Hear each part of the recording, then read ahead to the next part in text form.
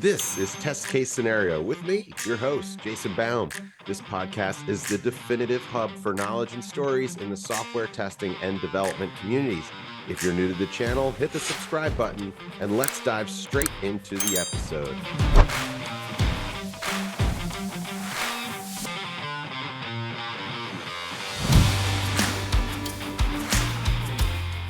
Hey, everybody. Welcome back to another episode of Test Case Scenario. I'm your host, Jason Baum, and with me, as always, Marcus Merrell and Evelyn Coleman. Thanks, everybody. Thanks for coming back.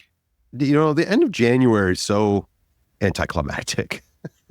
We just came off of arguably one of the most enjoyable times of the year.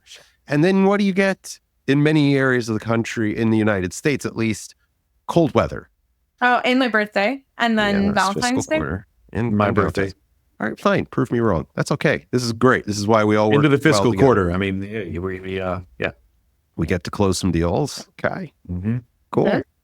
Fair So enough. people finally start leaving the gym. Yeah. All those commitments that you made. Now that we're like 3 weeks in, we're gonna say screw it. I had a gym that I went to for the longest time. It was a Bally's. Do you remember Bally's? Directly across the street from the Bally's. The Bally's had like all the windows, like those giant windows and all the elliptical machines and all that stuff looked right outside, directly at a McDonald's. That would motivate me. Yeah. The trick, I believe, to New Year's resolutions is that you test them 2 months leading up to New Year. So November 1st is your first test run. It's usually a bit of a mulligan. You're like, oh, crap, I forgot it was November 1st. Okay, I got to get on that. Then December 1st is your actual test run that you make sure you've got all the logistics figured out. And you know it's not going to work because you've got the holidays and things coming up. So there's no pressure. You just have to try out your New Year's resolution for a couple weeks and get all the flaws out of it. Make sure you have all the equipment that you need, the books that you wanted to read, and then Jan 1st is your actual production version of New Year's. So I believe in testing, even in New Year's resolutions. What about Christmas week? Is that like a mulligan too? Are you allowed to like skip that? Yeah, I think you'd skip it. But I think that's what relieves the pressure on your test run is that you know it's not going to go well. So now you have like, what do I do on a month that I know isn't going to be great? Because you're going to have months like that throughout the year. You might as well test it out in your harshest conditions. I always like to do a check-in. Usually haven't accomplished too much. I feel like this is going to be the year. Walking was mine, I believe. It was cold today. Still went for the walk. Okay, well, let's get into the topic for today. I want to say, what has it been? Gosh, almost, what is it? Oh, two years and change since ChatGPT came out, and so much has changed, and yet so little has changed. I guess you could argue in that amount of time, and thought it would be good to sort of explore the topic of AI, and not necessarily like I don't know, not like everybody else is kind of doing. I feel like this is more. It's not skeptical. Marcus, you have a talk on AI. What do you call your talk these days? Just like an AI skeptic's guide to the SDLC. It's like it's skeptical. I mean, it's skeptical, but it's also. But yours is not skeptical. That's why I asked. Yeah, I mean, it really is about understanding what it really is capable for. Right now, not the promises. I feel like most of the people who are breathless and talk about it endlessly being the way of the future. They're not using the current version every day. They're talking about some imagined future where we have that quantum chip that Google came out with that's actually in place. Like what can we do with it right now? And if we use it right now, what are the things we have to keep in mind using it right now? Like hallucinations, non-deterministic results, and the fact that the token cost we're paying right now is all subsidized and it's going to go up a lot once these companies decide they want a return on their investment. Like you got to deal with those realities. A 2024 retrospective, if you right side of AI, like looking back on your talks, looking back on everything that's happened the past couple of years with AI and how it's been involved in testing, if people took your advice, if there's any advice you would have changed during your talks, Marcus? I would say that my usage of AI has not changed. The tooling improvements that I think could be made in terms of getting it sprinkled more throughout the IDE code working, so like that, those things, the results you get from the models are marginally better. But the ergonomics around it, when I use ChatGPT, I still have to copy and paste. I still have to do all this stuff. When I use Copilot, it's auto-completing. It's doing a pretty good job. It's doing the same job it was before. Like nothing, in my opinion, has changed except for the tone around what people say it can do, which I haven't needed or just haven't been able to believe. Would I change any advice? No, I think people have, heard some of what I've said. They've asked me to come and talk to their team specifically about some stuff because there's some companies that are embedding AI in their systems and they're not at all thinking about the fact that their margins might be destroyed once OpenAI decides they want to make a profit, which they've now said that they want to do. They're not going to be a nonprofit anymore. So I think these are just things to keep in mind. I mean, we all understood when Uber went from being super cheap 15 years ago, you could get across town for $5, and now it's just as much as a cab. Right now, it's like, do I want to deal with the mechanics of the cab where I have to pay at the end of the ride, or do I want everything to be bottled up and I pay for it sort of separately? Because they're the same now, the same experience. With AI, it's not just me as an individual paying more for a product. It's I'm choosing to embed this in my tooling, and I'm calculating ROI and margins for my business based on costs today, when those costs are going to skyrocket once these folks decide that they actually want to turn a profit. So it's a little different. What I'm calling it from Ed Zitron is calling it the subprime AI crisis. People have known this is on the horizon, right? But that's getting closer, I guess. The reality of it is getting closer. Well, I mean, as long as OpenAI continues to raise billions in funding, it's going to be pushed off, more and more. Chickens are not coming home to roost as far as I can tell.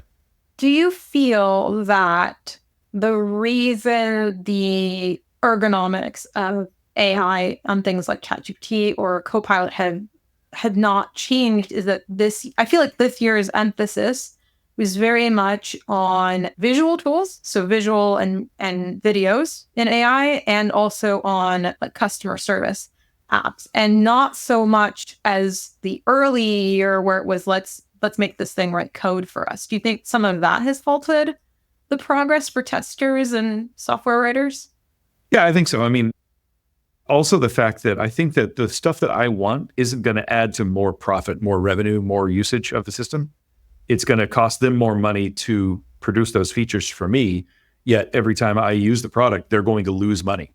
So I think they're probably investing in products that will actually get them a higher return. Like I think video and stuff like that's probably a much safer bet for a company to put together right now. So I don't. Does it also do it better? Is that why they're investing a little more? Like I know written content is an area that AI is good at.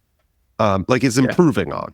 Like the first iterations of it were really bad, questionable. And yet we're still interesting enough, obviously, that we were all interested in it at the time.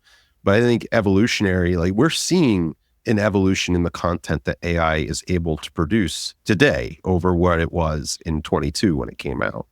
Yeah, that seems safe to say. I've read some quotes from rather ominous quotes from OpenAI people that basically say that GPT-5, they think it's going to cost billions to train. They're worried already that they don't have enough data to do the training that they want to do, and they're only now able to say it's going to be marginally better than 4.0. So I think maybe and even Mark Benioff said that we think we've reached an upper limit to the LLMs as they are today, which means they're not going to stop development. We're not going to stop progress. It's just that we're going to do other kinds of models that splinter off of the main trunk of the centralized model that people are using right now and go more into autonomous and RAG models and agents, all sorts of stuff like that.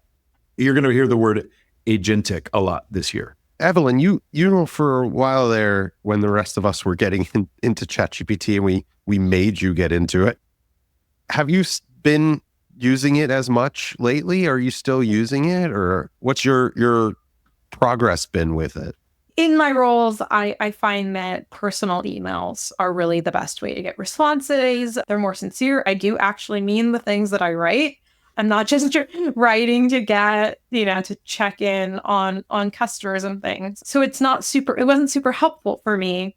It just didn't feel personal. However, since you ask, I did go back and start using it a little bit. And it has changed so much. The responses feel more human, if that's something that can be trained for. It was just an incredible improvement in terms of the quality of the output. And it makes me wonder, like, if you were an early adopter, but you stuck with it, are you in this sort of frog in boiling water scenario where you're so close to it that you can't see the improvements or how mind-blowing it is? And so you kind of like, it's all right. It's kind of reached its limit. As for someone like me who's dabbled, I think I'm definitely going to use it a lot more now. It's interesting to hear you say that. I think some of us are just in it all the time or playing with it, playing with different versions of it and other AI tools. I just asked ChatGPT as we were talking to write you a heartfelt note on your performance as a host of Test Case Scenario. And this is what it wrote. Dear Evelyn, I just wanted to take a moment to thank you for all the amazing work you do on the Test Case Scenario podcast.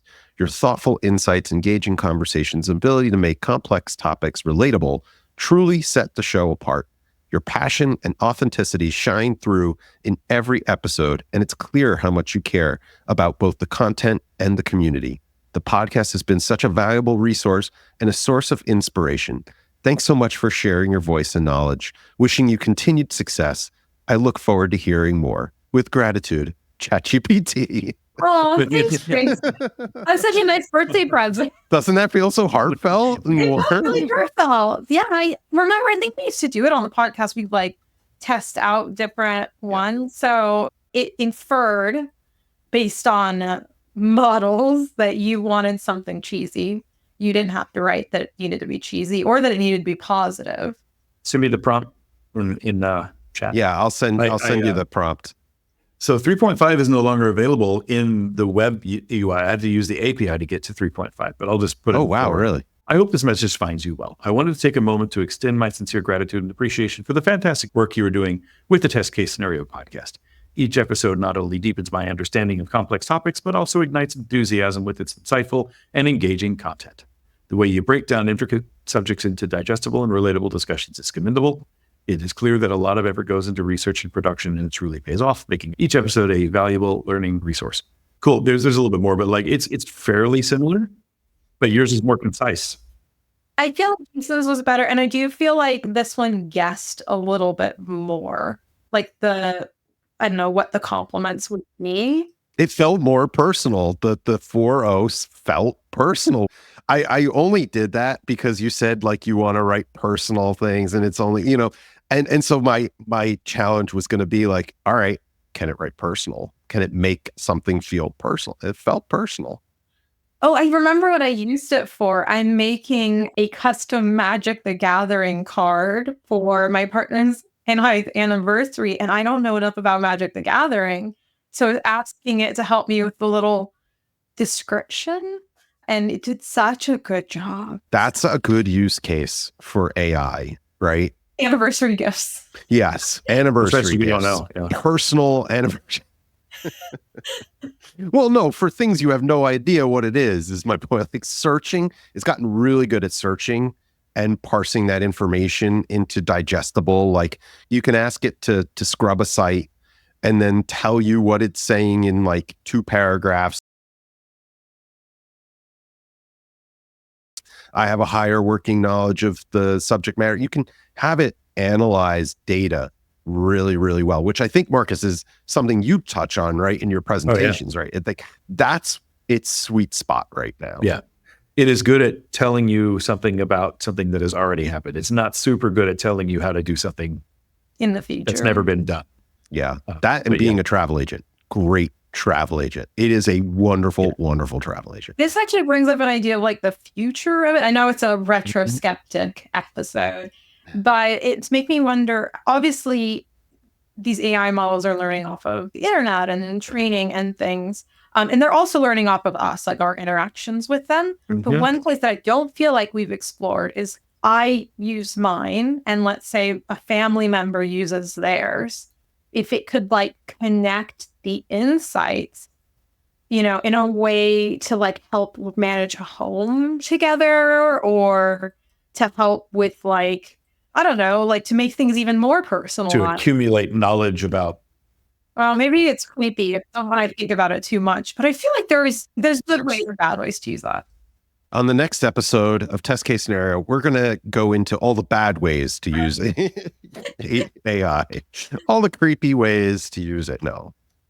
Now our iPhones have it, right? Now iPhone has. I haven't used it even once. I haven't used it either, but now I'm gonna start asking it some questions. Maybe this is me being old. I'm so thrilled that Alexa actually understands what I'm saying. That to me, that's good enough. Like AI, we're fine.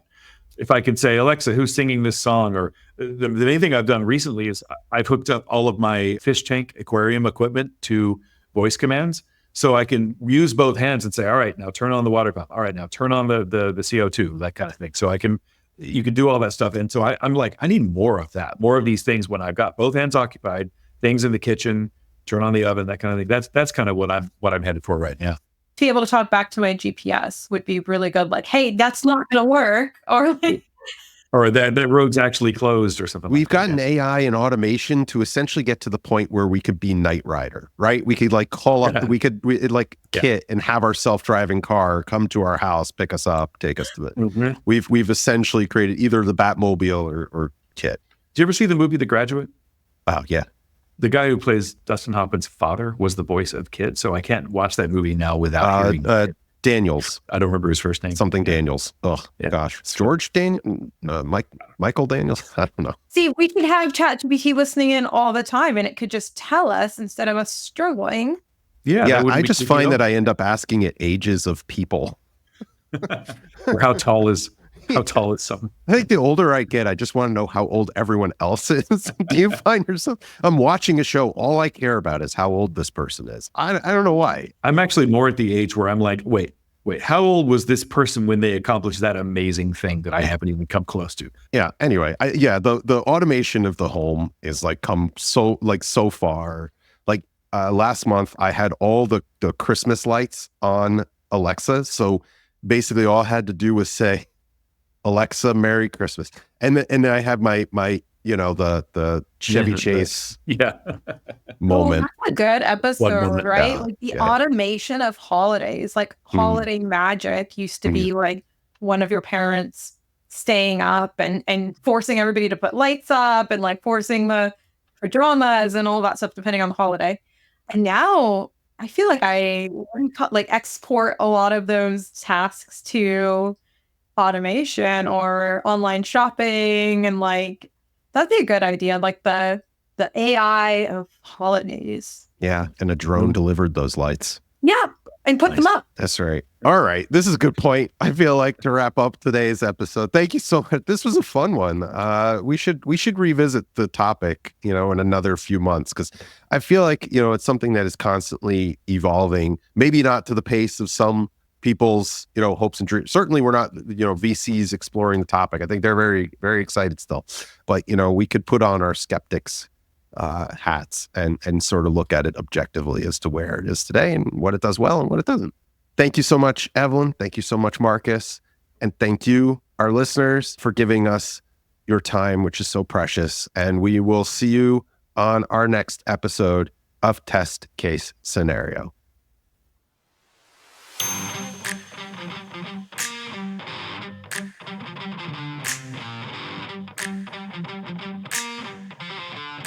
Thank you for joining us on Test Case Scenario. Share your thoughts in the comments. We'll make sure to respond to each and every single one. Don't forget to subscribe and hit that notification bell to keep in touch. If you missed our last episode, it's popping up on your screen right now. Go, click it. Until next time on Test Case Scenario.